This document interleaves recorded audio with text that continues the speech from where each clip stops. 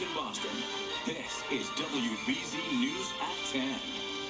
Right off the top at 10, we are on the storm watch, a long-duration event, dumping a few inches of snow, but it will be manageable.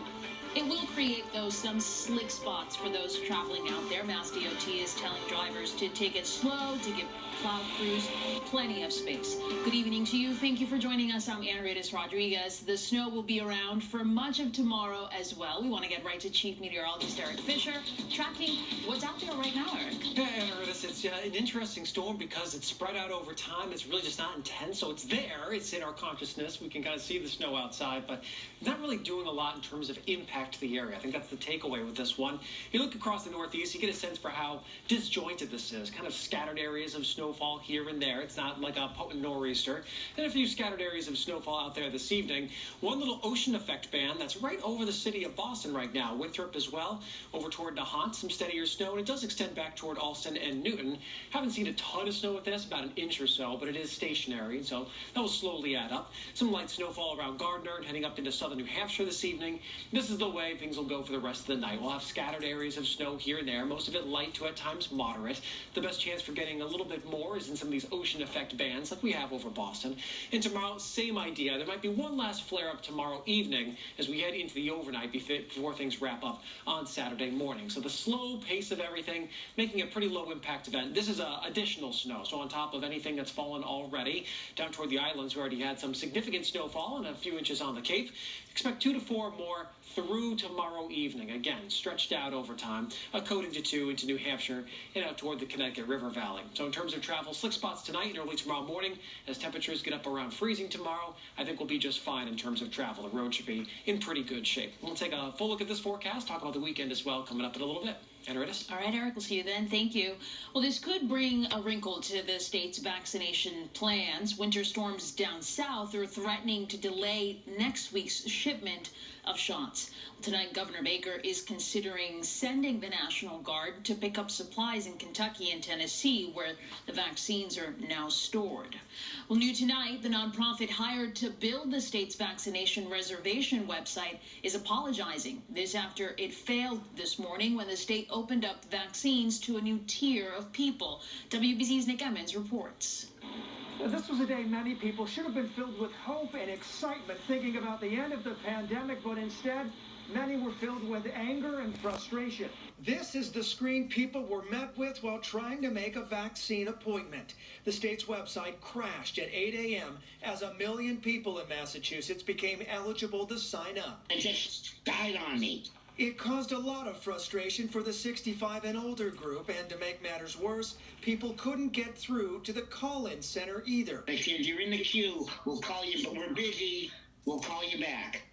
And they haven't called me back. I feel like I've done virtually everything I possibly could. The website issues also caused some problems at Fenway. Michelle Fitzgerald says her son spent an hour online to secure an appointment for her first dose, but she wasn't able to book an appointment for her second dose. And then at the end she said that the system had crashed and they give you a little card and to go on tomorrow. They couldn't do it for us here. Tonight, the web vendor in charge of the state's website issued an apology, reading in part, "We deeply regret what happened today and are committed to ensuring this does not happen again. We accept full responsibility for the problem." The site was working for some users by later morning. Cyber expert Peter Tran says this crash should have been prevented. To scale the site to multiple redundancy points, so just backups on backups, to be able to handle the flow. All this comes a day after Governor Baker said the website would be ready to go. Today, during a WGBH radio talk show, the governor voiced his frustration. My hair's on fire about the whole thing. I can't even begin to tell you how pissed off I am. And Beacon Hill plans to look into what happened. The House and Senate will hold a public oversight hearing next week on the vaccine rollout. Outside Fenway Park, I'm Nick Emmons, WBZ News.